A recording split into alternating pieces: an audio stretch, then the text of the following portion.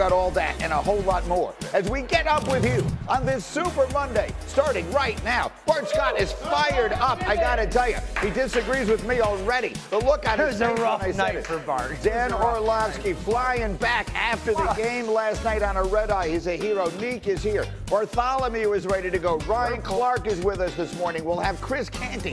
We will have Rob Ninkovich. We got everybody ready to roll this morning. Coming on. Coach Andy Reid, we got guys like Travis Kelce, Chris Jones, Frank Clark. We're going to be the Kansas City Chiefs. At the end of the day, we're going to be the Kansas City Chiefs. Man, one of y'all said the Chiefs were going to take it home this year. Not a single one. Feel it? And on top of that, next time the Chiefs say something, put some respect on our name. Come on, Dan. Okay, so I'm not sure exactly what he thinks people thought of them before the season began, but one way or another, let him enjoy it. This is what Patrick Mahomes did that I mentioned Tom Brady didn't do.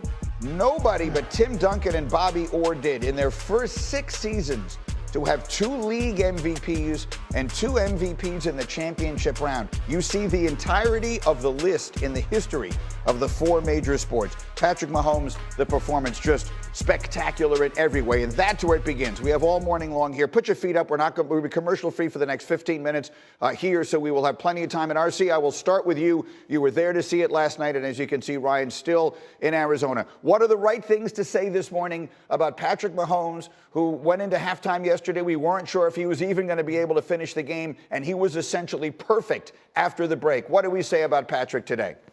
Well, unfortunately, Greeny, he won the game, and so now we got to go back to all that stuff you were talking Friday. Let's talk about legacy. Let's talk about Patrick Mahomes, where he ranks on the all-time list, because this is RC. This is the conversation. If Patrick Mahomes wins this game, they're going to come out of this game, and what's it going to be? He's the greatest of all time. Well, you know, you look at Patrick Mahomes, and you think about the way he was able to will this team. And Travis Kelce is absolutely out of his mind. There were people that picked the Kansas City Chiefs and thought that they'd be good. They thought that they'd be good because of Patrick Mahomes.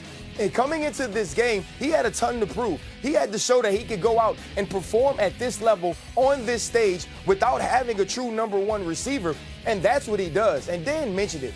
When Patrick Mahomes goes down late in the second quarter, everyone in the arena, everyone in the stadium is saying, please, Patrick, get up, because they have no chance without you. The execution in the second half between Patrick Mahomes, the offensive line, Andy Reid, Eric Bieniemy was absolutely phenomenal. And the way that he willed this team to a win at the end of the game speaks to his leadership and his heart. But his talent is unquestioned. Patrick Mahomes, for me, is now in the conversation with Joe Montana, now in the conversation with Tom Brady. And no, he's not close to the GOAT yet. But when you look at the way this man plays the game, as opposed to the talent that anybody else has ever played it with, he's already the best we've ever seen. And now, if he continues to stack hardware, stack wins, and stack more legacy games, he's going to be the greatest that has ever played. Yeah, and I don't think it's unrealistic to say that he is starting his career in a way that would suggest he can get to that. It's the fastest start in a variety of ways that we have ever seen. He's a first ballot Hall of Famer if he retires today after 6 seasons, which is remarkable. That's like Gale Sayers kind of territory. From a quarterback's perspective, I mean, describe the performance last night, what we saw from him, particularly in that second. Heroic, a vintage, one of the best we've ever seen from him. I don't think we can, understand how impressive it was. They had the ball for 24 minutes, Kansas City. They scored 31 points. That's ridiculously hard to do against a defense that led the NFL in sacks. I thought Andy Reid's understanding of motion and how to create matchups was fantastic. I thought Patrick's ownership of the line of scrimmage was fantastic. And we talked about the advantage that the Philadelphia Eagles defensive line was going to have against this offensive line. This offensive line pitched a shutout. Orlando Brown Jr. and Andrew Wiley, we got to give them a lot of credit because that was a defensive unit that was dominant this year. And in many ways, Patrick helped them by getting the ball out so quickly. But last night's performance, to hold the ball for 24 minutes and score 31 points, he understood the margin for error was 0 because of how Philadelphia was playing on offense. And he never missed. He never missed against a defense that was absolutely spectacular. And to encapsulate the start of his career, this guy's been starting for 5 years, okay? He's gone to the Pro Bowl 5 times. He's won 5 division titles. He's had 12 or more wins in 5 straight seasons. He's gone to 5 straight conference title games. He's got 2 regular season MVPs. He's won 2 Super Bowls, and he's got 2 Super Bowl MVPs. It's the greatest start to a career we've ever seen in the NFL. Yeah, and he was the best player in the Super Bowl that they lost. He was incredible in that game also. Right. And I think the thing that's most impressive to me today about Patrick Mahomes is he's found a different way to do it. And I think we see this so many times where players, they have success early because of a teammate that they had, or because of coach, or because of support of a defense, or because of so many other things. Patrick, his early season or early career success was in large part due to the weapons that they had. Yeah. And he was great. He took them to another level. Right. And now they don't have the weapons. And even in this game, he throws for less than 200 yards and is still clearly the MVP. Like how he did that, I don't know. Like if you show me that stat line, I'm not thinking this is the MVP of the game. But if you watch that game, you know there's only one person you can give it to. So him doing it year after year in new ways and reconstructing his team, a young team with a bunch of rookies, a bunch of receivers that, frankly, other teams didn't want, and he turned them into a Super Bowl champion. It's incredibly impressive. They just won 3 playoff games. He threw 7 touchdowns and 0 interceptions. Yeah, that's what elevates him to the next level, right? I can't put him above Montana. He's on that trajectory, but I can't put him up to that level yet. But what happens is usually when a young quarterback wins the Super Bowl is because they're cheap and the roster around them is so great with veterans. And Mahomes lost some of his depth as far as his premier A-class players. And, you know, we see the great, like Drew Brees couldn't do it, right? We look at Russell Wilson, he couldn't do it, right? But what happened is now that he was able to elevate and be a force multiplier, much like the GOAT did when he had Patton and he had Branch and then he had Hernandez and Gronk. Like, you have to be able to become a force multiplier when you take more of the salary cap. And I think he's proven that he is that type of quarterback that can elevate the talent around him, and it's more about it. And just think, he talked about in his first Super Bowl how he didn't understand how to read defenses. That was mastery of understanding what cover 0 is and cover 1. Understanding on the first touchdown to Kadarius, it was cover 1, and they rock and rolled the safeties, and he caught them in transition. Quick snap. That's an Andy Reid thing, right? But enemy thing. But he had to, you heard Patrick Mahomes say cover 0, which is totally different. Because that means there is no safety. It is nobody that can present help.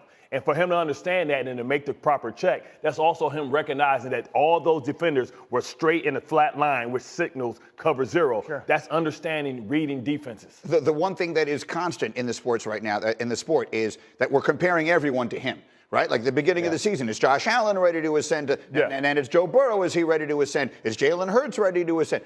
The guy we're comparing them all to is Patrick Mahomes, and it feels like he's going to be there for a while. Now, what we cannot ignore is that there was a call in the game last night that goes a very long way towards deciding who won Super Bowl 57. We showed it to you in the highlight, the defensive holding call on James Bradberry. After the game, both Bradberry and the Eagles coach Nick Sirianni addressed it. Here's what they said.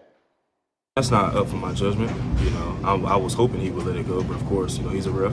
It's a big game, and it was a hold, so they called it. It's not my job to make the call. You know, those guys got to do that in split-second scenarios, and so you know that's what he saw, and he called it. I know it always appears to be that it's one call that makes the. It's not what it is, right? It's not what it is. There's so many plays that contribute to the end result of the game, and today they were better than we were. Okay, so look, there's a lot of disagreement even here at this desk. RC, I'll start with you. You played in the defensive secondary in the National Football League for a long time. Did you think it was a good call? Because it's a holding. Now, the question about whether or not it's a good call is we look at the moment, we look at the fact that the ball is thrown out of bounds, and we say to ourselves, he's within 5 yards of the line of scrimmage. Did it affect the play? Is that the call you should make at that time? But the call is absolutely right by the letter of the law. You can hate it all you want. You can think that it ruined a great game all you want to. But James Bradberry grabbed onto Juju Smith-Schuster 2 times. And if this is the first quarter of this game, if this is the second quarter of this game, if this game is a blowout one way or another, then we're sitting here and we're saying, hell, nobody cares about the flag that was called when James Bradberry actually held Juju Smith-Schuster. You can look at the play and see exactly what happened if you've ever played in the secondary. He got the motion down to a Z nasty. He thought he was going to get the crosser, tried to stay inside. He got a whip route. He held him. That's what you're supposed to do. It's better to hold him than to give up a touchdown, and that's what he did. And now we're asking the official who has been taught his entire career to watch those 2 particular players and see a hold and not call it because it ruins our game. I get it. Maybe Arian Foster slid the official the script before the game, and the script might have said, don't call this if it happens. But it happened. James Bradberry admitted to it. You could see it on the film. I hate it too.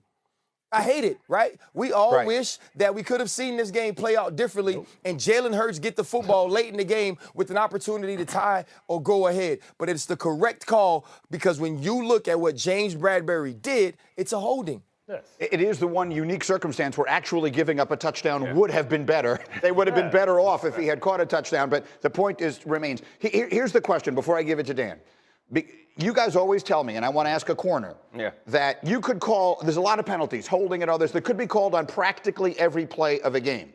And last night it felt to me like they let everything go. There were very few flags thrown. And so that's the piece of this. If that is the penalty, if that is something that happens frequently in a game and they were letting it go most of the night, to call it in that situation is the part of it that might frustrate some fans. If you don't call it in, it's a hold. You have the argument going the other direction. I'd rather get the call right. It's okay to be disappointed without blaming somebody. Like, I'm disappointed too because I wanted to see it finished away. But as a cornerback, when your eyes are in the backfield on a whip route right there, like that, all you can do is grab. And Bradberry admitted to it. It was a hold. I wish they wouldn't have called it, but honestly, I wish it hadn't happened more than anything. You have to call it if it happens. You seem to disagree. Absolutely. Is there a hold?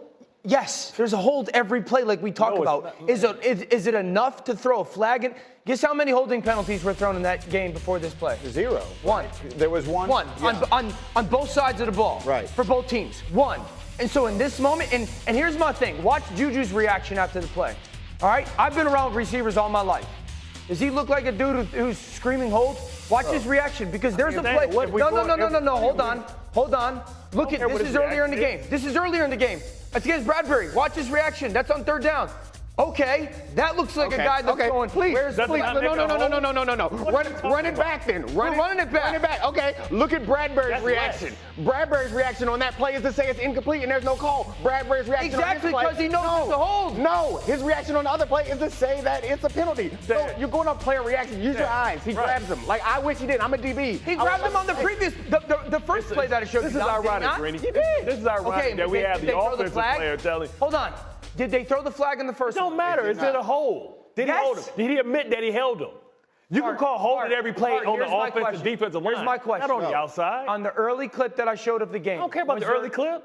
Was there a hold? I don't care about the early clip. I care about in the moment. Is that a holding? The man admitted that he held him. No, we're all agreeing with that, Bart. What we're saying, what I think Dan and I are saying is, if you don't call it all game long, you sort of set a tone for the way the game is going to be officiated, and then in the big moment it feels like you did it differently. This is a different type of holding. Tell me why. Because it's a whip route. So that means you got to stop, redirect, and get back to top speed. Mahomes threw to a spot because it's a timing route. That's different. That's a slant. A slant, you can work through contact. It's hard to read. That's called a whip route. So go in, pivot back out, officials and wheel up. Holding flags dependent upon the route? Bro, I'm telling you that ball was thrown to a spot, and it wasn't out of bounds. Here's my question. Was it holding? Did Bradberry say he held him? So you call the call. That's the difference between the Super Bowl and winning. Here's my question, without arguing. The first clip early in the game, is there holding by Bradberry? It looks like it, yes. Is there a flag thrown? There is not. Is there a reaction by Juju? Yeah. I don't care about the reaction. Was it a missed call? When the refs go through the tape. That's not the point. Can I say something? Go. Can I say something? The difference is, right, you go back to the early play, that would have to be called pass interference, and he didn't necessarily turn Juju. That stopped Juju from catching the football. I think that's why, if you ask me, that call wasn't made. It wasn't a hold. The ball was on the way. He tugged on his arm, which is normally where you wrap so you can come around and make a play. The holding at the end of the game, when you see the shirt pulled in that manner, that's a call you have to make when it's extended. It's the same thing with interior linemen. When interior linemen have a defensive lineman wrapped up inside, right, and their hands are tight, they don't call it. That interior lineman extends away from the offensive lineman, and you see a shirt tug, then you call it. The official saw the shirt of Juju Smith-Schuster pulled, and when he saw that, he called it. I get the argument. The argument is this: if you've let a call go before, then let it go again. That's not real life. That's not the way it works. They miss calls all the time. Maybe they missed the one earlier. So now they didn't miss it. Officials in their mind aren't thinking, well, In the first quarter, there was that little tug on Juju, and I didn't call it then, so I better not call it now, because they're going to say that I'm not consistent. Hell, we know they ain't consistent. If you're James Bradberry, you can't hold there. You can't put it in the official's hand. Dan, I hate it too, but there's no way to explain it in a way where that's not the right call.